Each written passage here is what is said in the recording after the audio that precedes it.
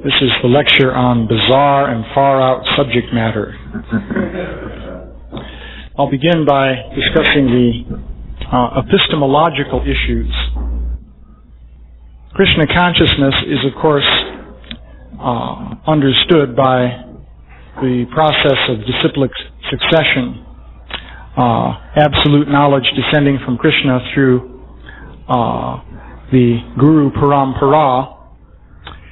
So that's the basic way to understand transcendental knowledge. You have to obtain the knowledge from a higher source. It is not possible to obtain that knowledge directly through the use of our ordinary senses. However, as Judakarma pointed out in the class he gave, many people today are a bit bewildered when it comes to accepting transcendental knowledge by disciplic succession. And they're oriented towards accepting knowledge on the basis of sense perception or pratyaksha and hypothesis, anumana. Actually, however, most people today accept knowledge on the basis of shabda. Shabda means sound vibration. And the question is, of course, who is speaking? The natural tendency in human beings is to accept knowledge on the basis of what is said by some authorities. And people tend to do that today also. But then the question comes of who the authorities are. Who should one accept as authorities? What speech can be regarded as valid or worthy of being listened to? So in the scientific field also, we find the same situation. People accept knowledge on the basis of what someone else has said, and this is connected with the authority of that person. For example, one may hear that a learned scholar or scientist has come to such and such conclusion. In that case, it is deemed to be inadvisable to disagree with that conclusion, because after all, the learned professor or scientist has concluded this, therefore we should accept that. How can we go against it? He has made such great studies, he is learned, he has a position, let's say in a university, so therefore one should go along with his opinion. It can certainly not be challenged. So this is a very natural way of thinking. Actually, this is quite natural for human beings to think this way. But then the question comes as to who the authority is. Another point concerning Shabda is that in the whole domain of science, knowledge is basically transmitted on the basis of communication. A given person may make an observation or perform an experiment, but not everybody can make that observation or perform that experiment. It's simply not possible. How many people have tried to reproduce all the major experiments on which physics or chemistry is based? Nobody can do that. You could spend your lifetime trying to do all those experiments. So, besides, many of them require all kinds of material facilities, a laboratory with all kinds of equipment, which is very expensive, and so forth. So, in science, also, a great deal of material, practically everything that a given scientist believes or accepts is based on hearing from other people within the scientific community. Now, there's a social process within science which determines who you should hear from and who you shouldn't hear from. Certain people and certain categories of statement are regarded as acceptable. You can hear those, and it's quite proper to take those very seriously as truth. In fact, it would be considered improper to not take them as truth. But then there are other categories of subject matter, and also other groups of people for which it is not acceptable to regard what they say as truth. One should rather reject what they say as nonsense. And this is based on the social processes within science.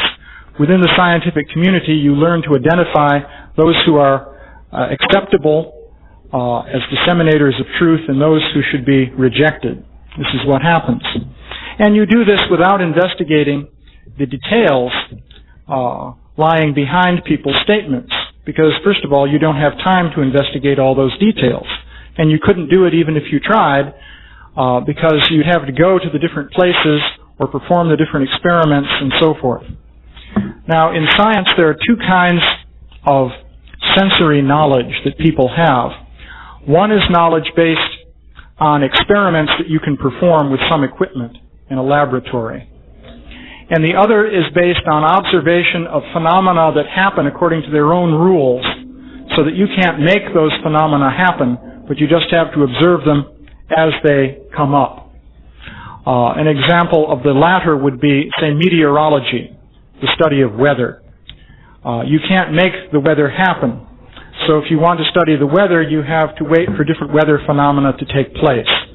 For example, recently there were 2 hurricanes with 160-mile-an-hour winds. So these don't happen every day. And so if you want to study such a hurricane, you have to learn that such a hurricane is about to hit the coast of Florida, let's say, and then you go there in order to study it. Otherwise, you just have to take other people's word for it.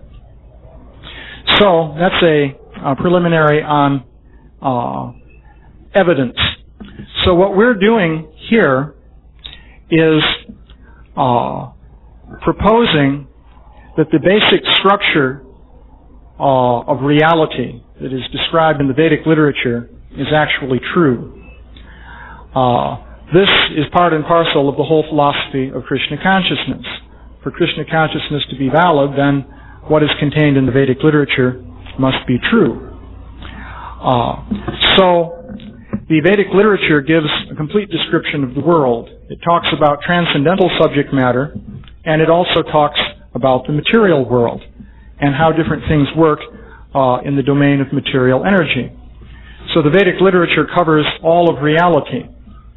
And it makes very remarkable statements about reality. So, according to the disciplic succession, the Vedic literature is actually giving a true account of reality. And if you look, you see that everything in the Vedic account of reality ties together. It's not that you can neatly just leave out a certain part and still have a complete system, but everything is required. So, the situation is that today people are largely basing their idea of reality on modern science. So, in modern science, based on sense perception and transmission of information through the social network, a certain picture of reality is built up, and that is accepted as factual. So the scientists are going to reject, scientists and people who are strongly influenced by modern science will tend to reject the process of acceptance of knowledge by disciplic succession, both because the process is foreign to them and because the specific knowledge conveyed by disciplic succession seems quite strange to them. In the Vedic literature, you have the whole idea of the soul, the subtle body, transmigration of the soul, mystic powers, demigods, and all kinds of very remarkable things, which, according to the modern scientific view, would be regarded as unreal. So, that is the basic situation. You have a conflict between the Vedic picture and the picture that you find in modern science. Now, our thesis is that if you take the Vedic picture and just look at that as a hypothesis for scientific consideration, never mind whether it's absolute or not, absolutely true or not, but just consider that as a hypothetical description of the world, one can ask how well that actually agrees with sense perception, with observations that people make in the world. And our thesis is that actually the Vedic picture agrees with reality much better than the modern scientific picture. The modern scientific picture works very well for certain categories of evidence. But as you were hearing in the lecture Dhruta Karma gave earlier on, scientists themselves reject very large categories of evidence. They're not treating all of the evidence equally. So this is the general thesis we have. If you want to apply the scientific approach, and if you look at all of the evidence dispassionately, that is, without applying different standards to different types of evidence, you'll see that, first of all, the basic theoretical structure of modern science does not agree so well with the evidence that's available. And secondly, that this evidence does agree quite well with the Vedic picture. So one may ask, well, what does this prove? Ultimately, this doesn't prove anything because within science you never have proof. In empirical studies, there's never such a thing as proof, because all evidence ultimately is based on what people report. This gets back to the point I made about Shabda. Someone may perform an experiment, he may know what happened, but other people later on only hear his report of what happened. Someone may make an observation of a phenomenon, and he may know what he saw, but other people only know what he said, and still other people only know what somebody said that he said. And that's inevitably the way it has to be, unless some of us may have omniscience, so that we can see all and hear all, and so forth. So it's a question of knowledge transmitted through human communication. So sensory knowledge, which is then converted into verbal or written descriptions and transmitted through human society, inevitably is going to be imperfect. Our idea of absolute knowledge being transmitted by disciplic succession assumes that there are persons that are essentially superhuman in their characteristics who are transmitting the knowledge, namely avatars of Krishna and acharyas who are pure devotees, and so on and so forth. But when one is dealing with ordinary human beings transmitting information, inevitably the process is imperfect. But the scientific process is also imperfect. So one piece of imperfect evidence can be placed side by side with another piece of imperfect evidence, and if the two happen to cancel one another out, then at least that eliminates the one piece of imperfect evidence. In other words, if you contrast with the modern scientific picture other sense data conveyed through human reports, and those two things cancel out, then the cancellation is done. You can conclude that the scientific theory is in need of revision and extension. On the positive side, if a large body of material happens to support the Vedic picture, that is some evidence in favor of the Vedic picture. It's a reason for possibly having faith in the absolute process of disciplic succession and so forth. At least it's a motive for considering that that might be a serious option to think about. So that's the introduction concerning epistemology, to show what is really going on in this kind of discussion. So to go into the specific topic I wanted to talk about today, what I'm going to talk about is a basic property of the Vedic picture of reality, which is very different from the modern scientific picture. And that is that in the modern scientific picture of reality, what we see either directly with our senses or with reasonably powerful instruments would correspond to the total reality, pretty much. In other words, the idea is that everything that goes on takes place within three-dimensional space, or four-dimensional space-time, if you like, the theory of relativity. Within this three-dimensional framework, there are atoms, molecules, subatomic particles, and so on. You can't see these directly, but you can detect them with different kinds of equipment, electron microscopes, and so on and so forth. Helium bubble chambers, the subatomic particles, and so forth. And basically they make up gross matter, which we directly see, and that's reality. That's what reality is made of. And this reality extends through space for very great distances. And mostly, if you get beyond the Earth, and the solar system, you have a near vacuum with just a few little atoms floating through it and photons of radiation, and that's about it. And stars, galaxies, and so forth. That's reality. According to the Vedic picture, there are many different levels of reality. And what we see with these eyes is extremely limited. So, to illustrate the idea of many different levels of reality, this is described, by the way, in the Sankhya philosophy section, for example, in the 3rd canto of the Srimad Bhagavatam. But to illustrate this idea, one can use a pond with ripples on the surface of the water as an example. You can imagine, just to elaborate the example, a long time ago, a fellow wrote a book called Flatland, a fellow named Abbott, in fact.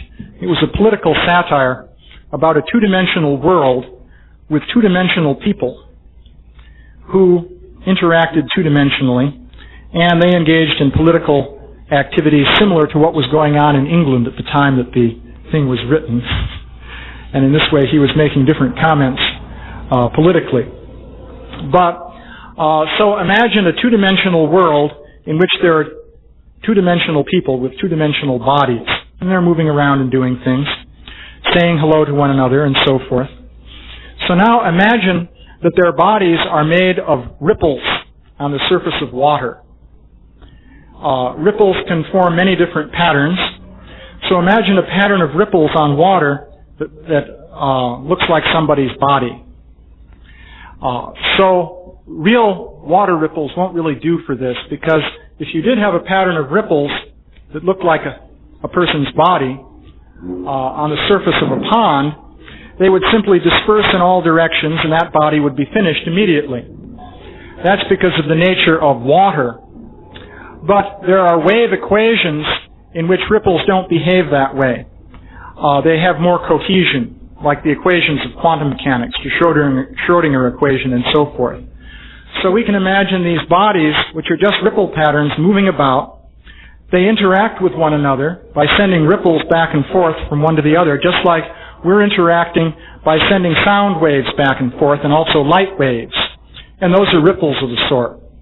They're vibrational patterns. So you hear me because I'm vibrating my vocal cords, and that makes sound, and that goes to your ear and vibrates your ear, and so on. So these ripple pattern people in this two-dimensional world are communicating with one another, we can imagine. So to them, that world of ripple patterns is the total reality, and that's all they know. In particular, they don't know that this is a pond on which they're situated. They're not aware of that at all, because they're just the ripple patterns on the surface. Now imagine that somebody throws a pebble into the pond. So the pebble goes kerplunk, and suddenly these ripples appear, and to the beings in this ripple pattern world, these ripples appeared out of nowhere. It's a miracle. What happened? Something appeared literally out of nowhere.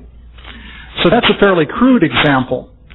But now let's take a more sophisticated example. Suppose you made a gadget with little propellers or something like that, or vibrators or something, so that it would vibrate just beneath the surface of the water. And it had many of these little vibrators arranged in a pattern. So you push the button and this thing turns on, and as soon as it does so and begins vibrating, immediately on the surface of the water, a certain pattern of ripples will form. To make it really elaborate, let's say this is the body of one of these beings. So just by pushing the button, suddenly the little buzzers move, a ripple pattern appears, and that's the body of one of these beings. So now a new being is there. So to the other beings, this being has suddenly appeared out of nowhere. And this is shocking. What's going on? He appeared out of nowhere. And then he moves around and does things.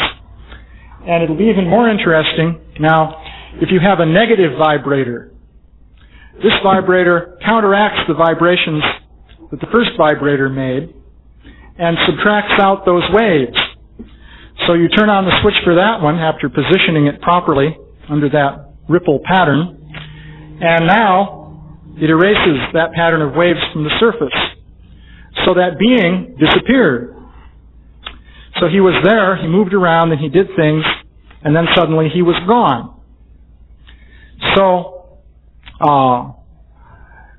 from the point of view of the Ripple people, this is very amazing. In fact, it's fantastic. It's practically unbelievable. Those of them who are superstitious will speak about it must have been done by God, and so forth. Well, actually, in the model I'm proposing, in a way it was. But indirectly, if you look at the total picture we have here, you have the pond and you have the gadget underneath, then you see that nothing miraculous is happening. The reason that particular pattern of ripples formed there is that this gadget was turned on that made the pattern. So, this is an analogy to the action of mind on ether. I won't go through the whole Sankhya philosophy in detail, but basically you have from the energy of Mahavishnu, you have the pradhan, under the action of the time factor injected by Mahavishnu with his glance, the pradhan differentiates and the modes of nature appear, false ego appears, different elements differentiate out. One of these elements is ether. Ether is basically space. But space is not just emptiness. One way to think about space is that it's a vacuum. It's the absence of things. But in this concept of space, space is actually a plenum. It's full. Plenum just means full. It's like plenary portion of Vishnu. So, in addition to ether, there is mind. And it's described in the Bhagavatam, in the 3rd canto, that ether is the field of activities for the mind, and the mind can generate forms within the ether. So these forms within the ether can become manifest in terms of gross matter, because it's described that the gross material elements of air, fire, water, and earth are transformations of ether. And this is described in detail in the Bhagavatam. It's fairly complex because the tanmatras and the senses and so forth are all involved in this. But basically, by transformations of ether, gross matter can be produced. And mind can transform ether. This means that mind, in principle, could produce gross matter. Not only that, it could produce gross matter in particular forms. And it could erase those forms. This is potentially there. And according to the Vedic literature, the universe is populated with many different grades of living beings. In particular, the demigods have the power to manipulate the mind on such a level that they could generate forms, erase forms, and so forth. And in the Vedic literature, we see many different examples of this. Not only the demigods can do that, but we see examples indicating that asuras can do that. I know when the first time I came to a Hare Krishna temple, which was in Henry Street in New York City, I walked into the temple, and very quickly I was given a Krishna book to read. So I took that, went over, sat down, started reading, and immediately I read regular verbs about shape-changing demons. Different demons assumed different animal forms, and they would go to attack Krishna, and then he would dispatch them very quickly. So this was somewhat shocking. I was thinking, what is this? I mean, is this what these people believe? I mean, really? But actually, yes, that's what they believe, all right. But it's not actually such a remarkable thing. From the point of view of modern science, this is a very remarkable thing. In fact, there's no basis for believing such a thing at all. Because, as I was saying, in the picture of the world in modern science, the complete reality is basically there in front of us. And there's no potentiality within that reality to create forms apparently out of nowhere. But in the Vedic scheme of things, mind, by manipulating ether, could generate forms of any desired nature. For example, Kardama Muni did that. We're reading in the Bhagavatam recently that he generated a flying palace. And he himself was astonished by it, because actually the ideas within our mind are not entirely generated by us. We get our ideas from different sources. Actually, there's so many different things involved in the source of our ideas. Karma and the supersoul and so many different factors. So Kardama Muni had this idea which manifested within his mind, and immediately a flying palace was created. So this brings us to the subject of today's talk, namely UFO phenomenon. That and paranormal phenomenon. So what I'm going to discuss is examples of empirical evidence which corroborate this basic aspect of the Vedic picture of reality. In particular, the idea that forms can be generated from a subtle level, on the level of mind and so forth, and assume gross manifestation. And these forms in turn can then be erased also in the same way. It turns out that there's a lot of empirical evidence that tends to corroborate this. I was talking about the UFO phenomenon last time, and this time I was going to start out with a related subject which comes up. I'll assume a certain amount of knowledge from the previous class. But what I was going to begin with is the idea of out-of-body experiences. I'm going to tie that in with the whole UFO phenomenon. So here is an example of an out-of-body experience that somebody reported. This was a patient of this doctor named Michael Sabum, who's a cardiologist. So the man was resuscitated from a heart attack. And after recovering, he described the following experience. He said that he experienced, I was walking across this wooden bridge over this running stream of water, and on the opposite side I was looking, and there was Christ, and he was standing with a very white robe. He had jet black hair and a very short black beard. His teeth were extremely white, and his eyes were blue, very blue. He looked different from any picture I had seen before. My real focus was on the white robe, and if I could prove it to myself that this was really Christ. And during all this time, the knowledge, the universal knowledge opened up to me, and I wanted to capture all of this so that when I was able, I could let people know what was really around them. The only trouble was that I was unable to bring any of it back. So this is the man's account. These accounts are quite common. Sometimes they're called near-death experiences because they often happen when a person, say, has a heart attack or is hit by a car, comes close to death. Various severe medical conditions can bring this on, conditions that disrupt the functioning of the body or of the brain.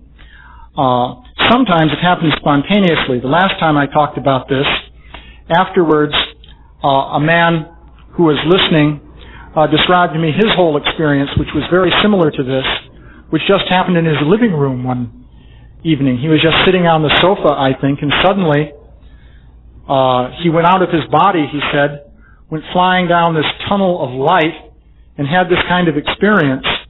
And then he described coming back into his body. It was as though he was falling, and he landed in his body with an abrupt jolt.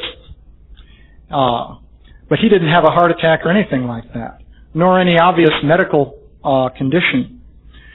So this is an example. Now, an experience like this, you can say, well, what's happening here? First of all, is the man really seeing Jesus Christ? First point is, he wasn't sure himself if that's who he was seeing. He thought maybe that is who it was, but he was doubtful. And it didn't look like any picture he'd seen of Jesus Christ. So basically, he saw this being who communicated somehow this knowledge to him on a mental level. So you can say, well, perhaps this is just a hallucination. Now, ultimately, you can never rule out the hypothesis of hallucination for these things. Of course, ultimately there's the question of what a hallucination is anyway. There's a lot to be known about hallucinations. One way to look at it is that there are different categories of visions that people see. One category of vision is what I'm seeing right now. How do I know this isn't a hallucination? Alcoholic stupor can produce many different kinds of vision, but these tend to be incoherent, they don't hold together, they swirl about and shift from one to the other very quickly. So that's certainly low quality vision. So the kind of vision this fellow had is fairly frequently reported. The interesting thing is, first of all, I'd like to say something to support the serious nature of the out-of-body experiences, and that is that sometimes people also see what is going on in the room where they left their body. Let's say it's a hospital room and the doctor is resuscitating them from a heart attack. So they see what the doctors are doing. And this Sabam did a whole study in which he cross-examined the witnesses, looked at their medical records, and he found that people who had these experiences were in some cases able to give very accurate accounts of exactly what the doctors did while their mind was supposedly non-functional because no blood was being supplied to the brain because the heart was stopped.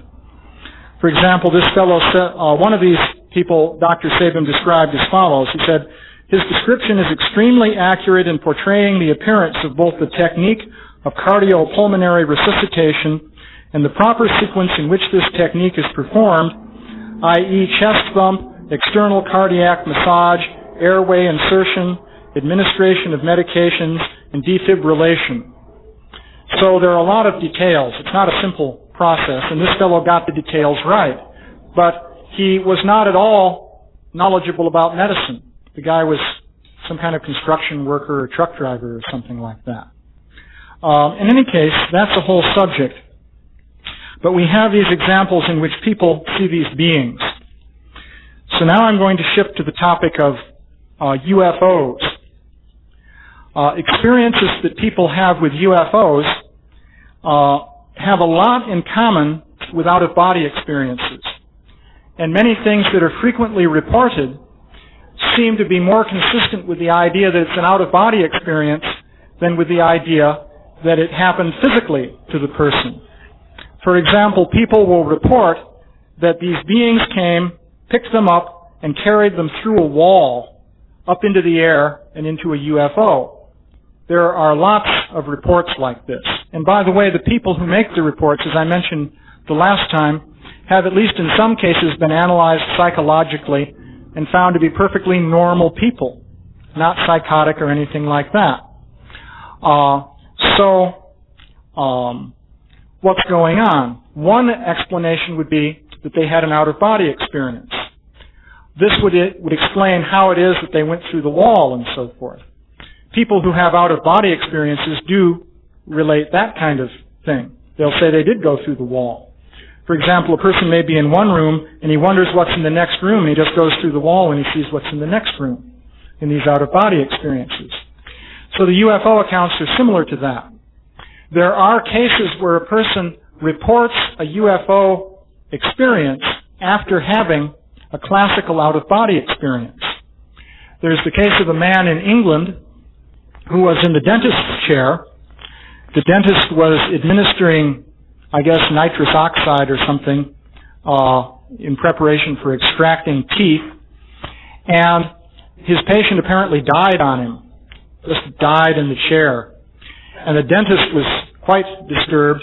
He was doing cardiac massage, thumping the guy's chest, and so forth.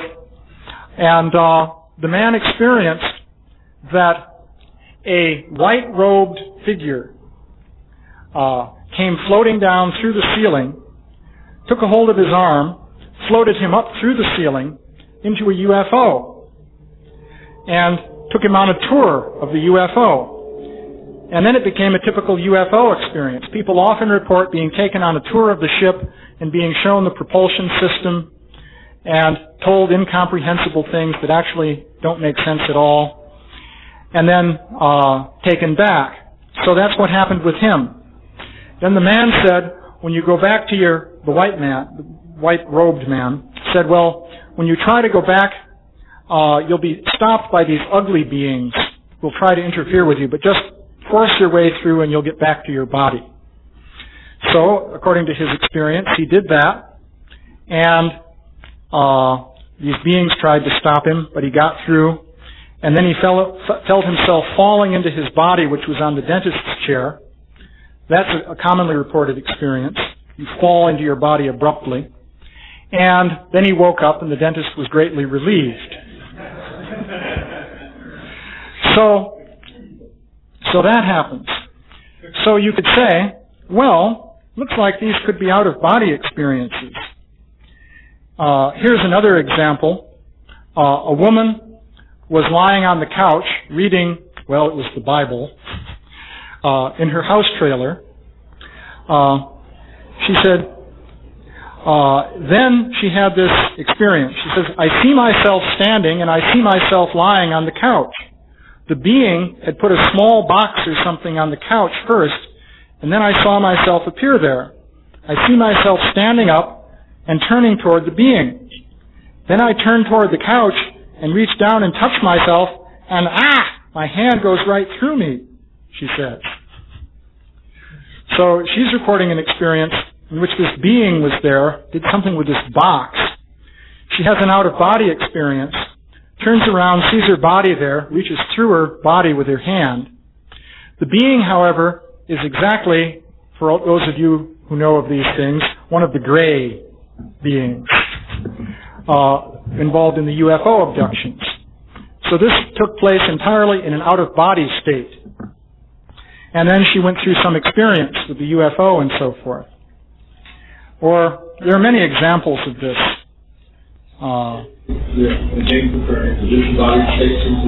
Yeah, in the disembodied state, she went into the UFO.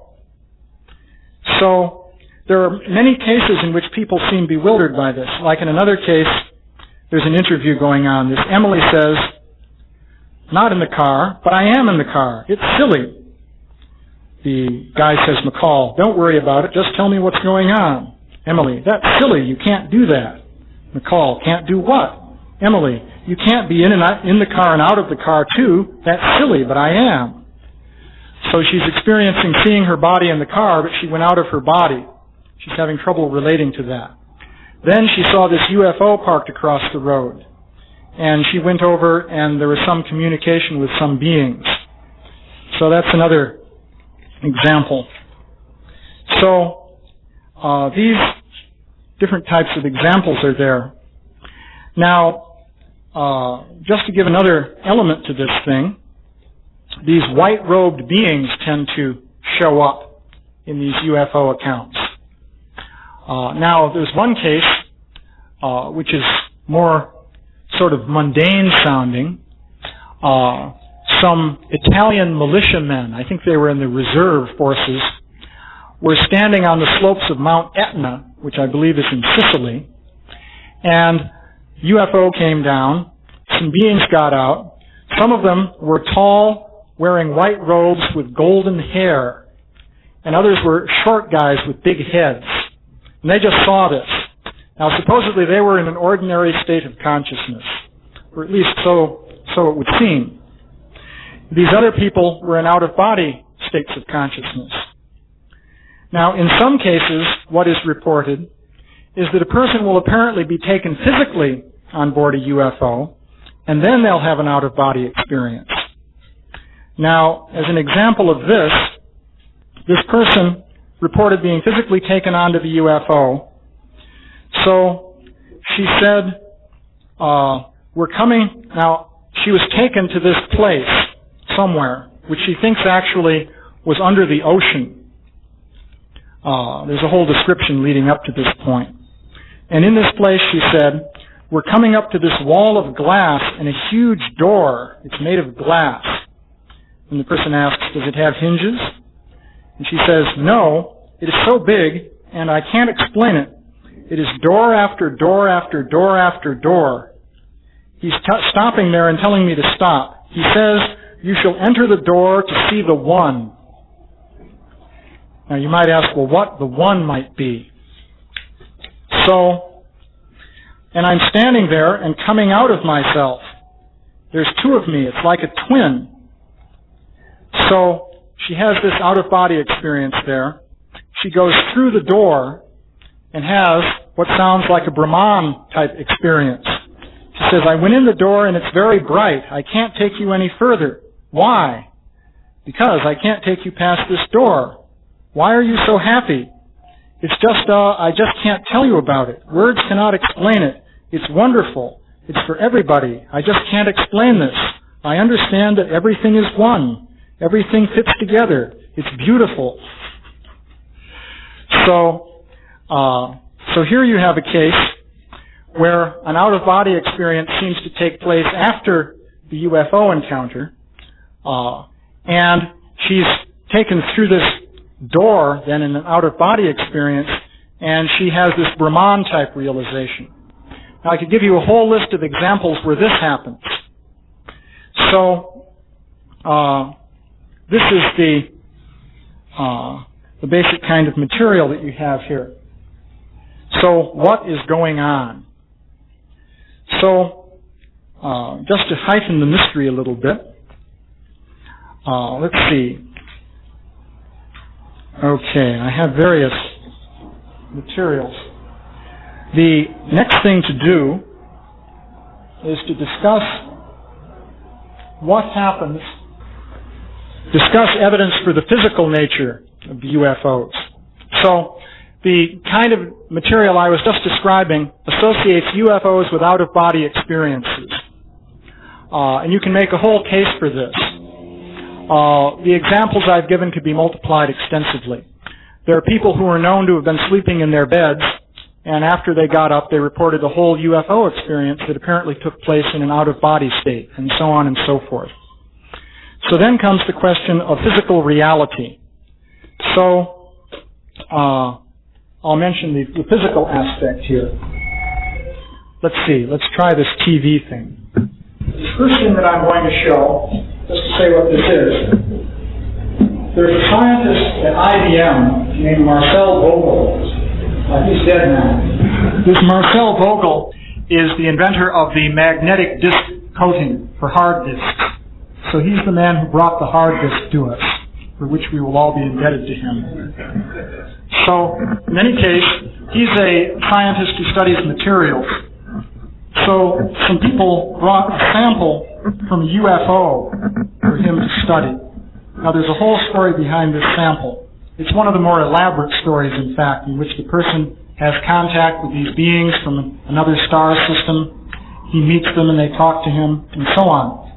So they gave him this little metal sample, and that was finally communicated to this Vogel, who looked at it with electron microscopes and all kinds of different equipment to try and figure out what it was made of.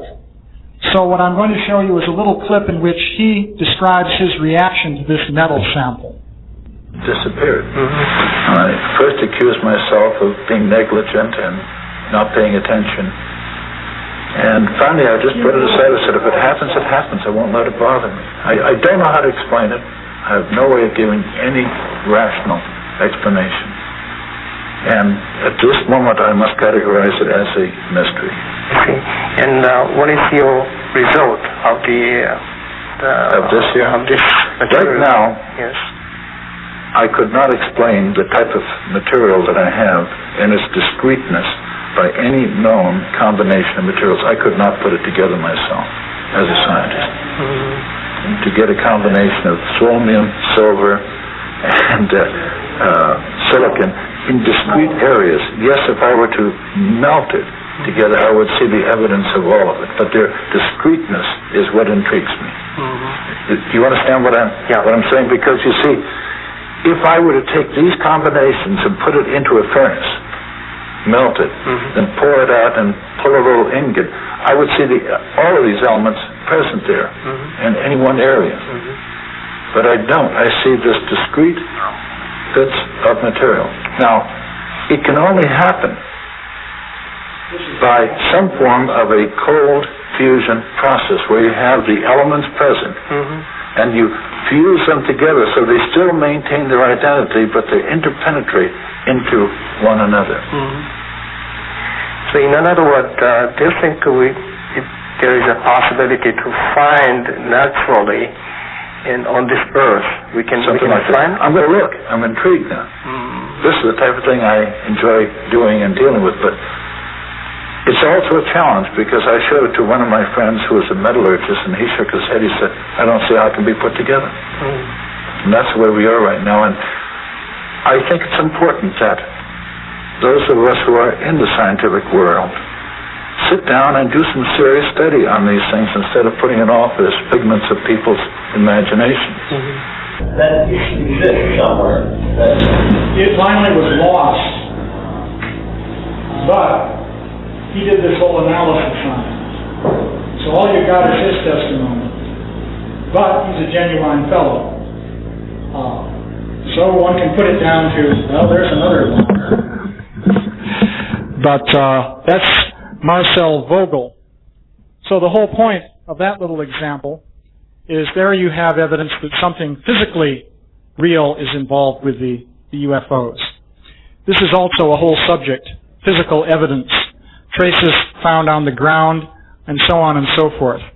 There are hundreds of cases of traces on the ground reportedly made by UFOs and so forth.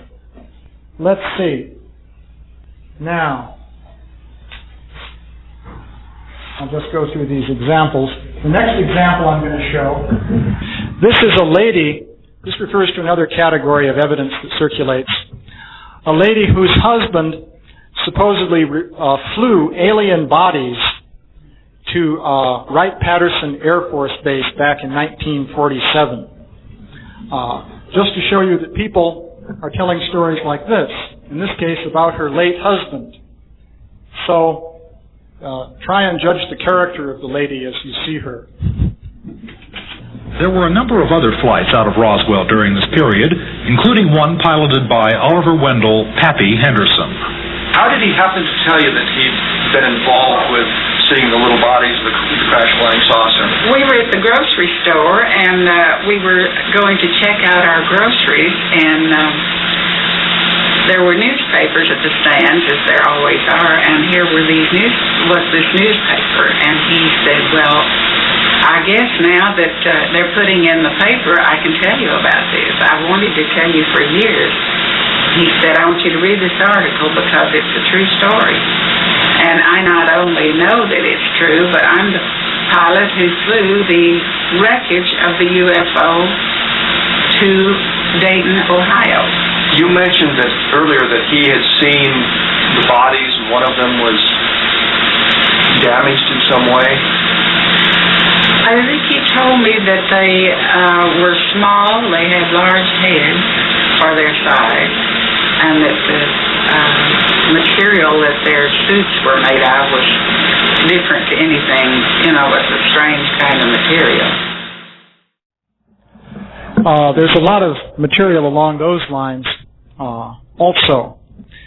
This is to indicate that one is dealing with something physical, because certainly if dead bodies can be produced and they lay around and can be flown in airplanes to different places, that would suggest that they're rather physical. But by the way, notice, referring back to the Krishna book, that these demonic forms produced by the Asuras sometimes were found to lay around as dead bodies after Krishna killed them, which is an interesting thought. So, let's see, what more shall I show? Oh, this one is fun. This just came recently on the news. It seems that in Mexico City, remember when there was a solar eclipse about a year ago? And it was total in Mexico City. So people were out with cameras and so on to try and photograph the eclipse, not burn out their camera in the process. It seems that it said in this, hundreds of people recorded UFOs on their video cassette recorders, an advantage of the proliferation of that technology. So I'll just show you this. It's kind of intriguing. For the first time, because of the home video revolution, thousands of people pointed their video cameras to the skies. Exactly at the time of the full solar eclipse, a disc-shaped craft appears over the city, hovers for over 30 minutes. 17 people on the ground recorded it on home video. And that's never happened before in the history of ufology. When modern scientists forecasted the date of the historic solar eclipse, they weren't alone. Some believe the ancient Mayas also predicted the exact date of the eclipse more than 3,000 years ago. This Maya calendar made another startling revelation. It predicted that on the day of the eclipse, a new age of enlightenment would begin. It's referred to as the prophecy of the sixth sun. The legend of the sixth sun, the new sun, signified by the great eclipse that just occurred, speaks of an opening of knowledge. The sixth sun indicates precisely the moment of its arrival. Strangely, on the day of the eclipse, something did arrive in the skies over Mexico. Hundreds of those home video cameras that were shooting the eclipse got something completely unexpected. UFOs, unidentified flying objects, all videotaped by hundreds of different people.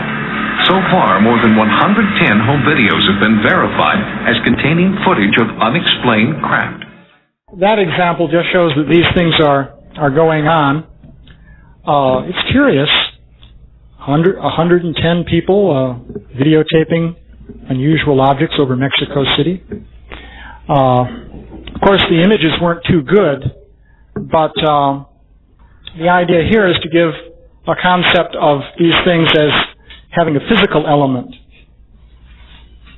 What I will turn to now is some additional evidence involving physical effects produced from subtle energy, mind energy or spiritual energy. Of course, the ultimate powerful energy would be spiritual. Krishna's energy is the ultimate driving force behind everything. And that produces the different subtle energies, mind, intelligence, and false ego. And that in turn produces ether, and that transforms into different material forms that we see. So, in Drew DeKarma's lecture, there mention was made of Lourdes in France. Now, the story there is that in about, the middle of the 19th century, a French shepherd girl named Bernadotte, uneducated girl, had a vision of the Virgin Mary. That is, she saw this being who was very beautiful, glowing, floating in the air in this grotto or little cave near this town of Lourdes in France. And there were several meetings with this being. Quite a number of events occurred. But the story goes that a spring appeared there, and some people got the idea that they could be cured of various illnesses by bathing in the spring. And this began to happen. And since that day, it has in fact been happening, not very frequently, but at regular intervals. So, the interesting thing about this is the level of the medical testimony that supports this kind of phenomenon.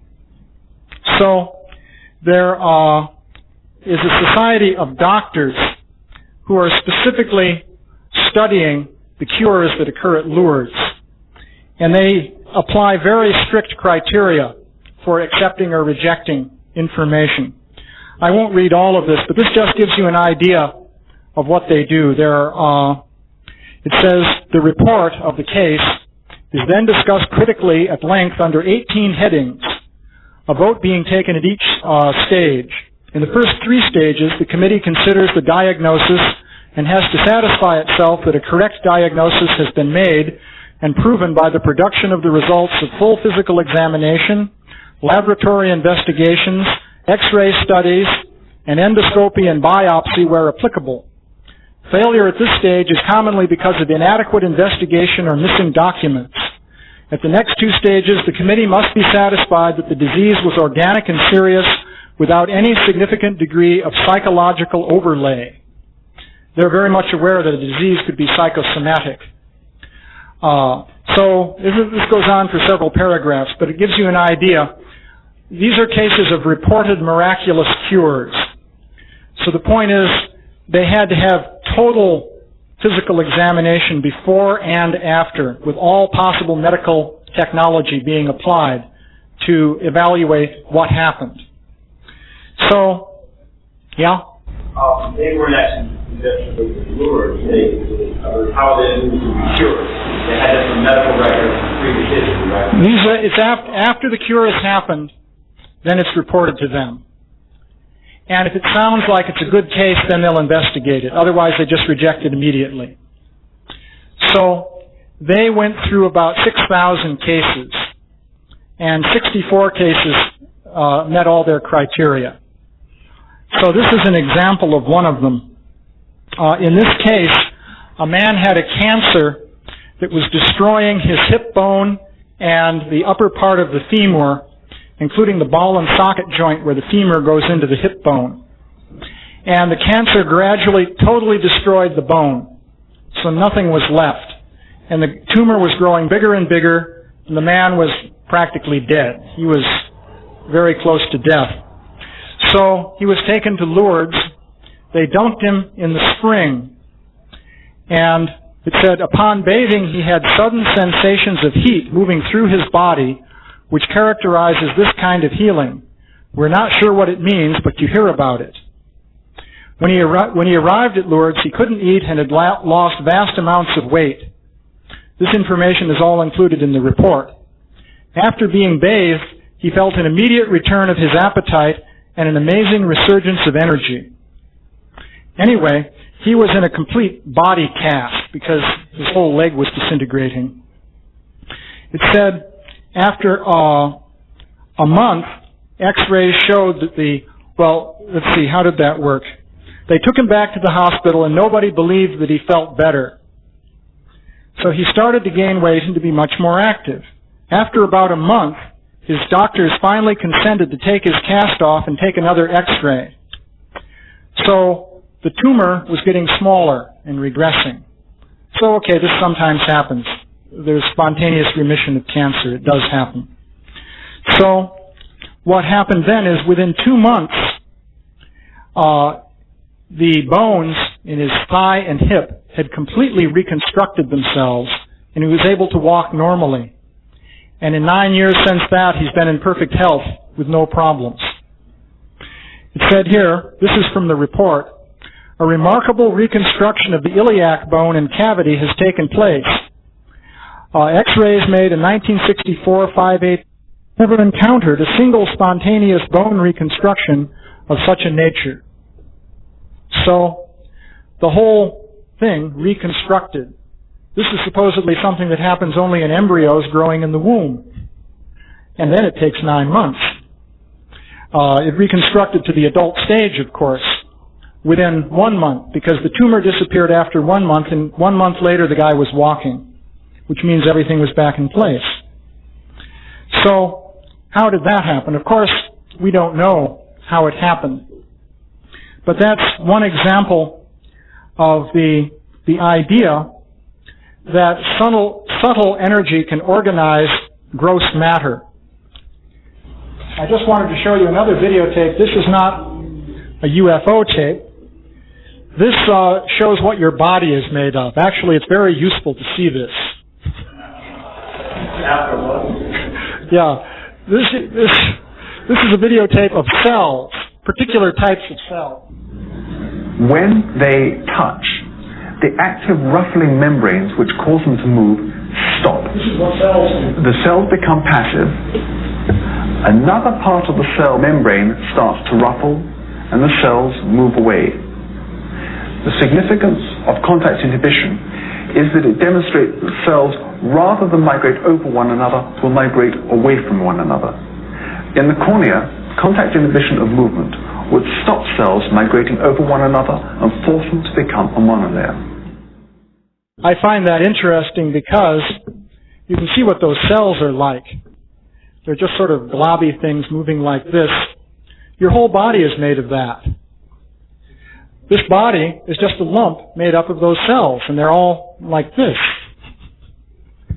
So, how does it work anyway? I mean, that in itself is an amazing thing. But even more amazing than that is, how can something like that be suddenly put together or taken apart? Quite remarkable. But the idea is the subtle energies can do this kind of thing.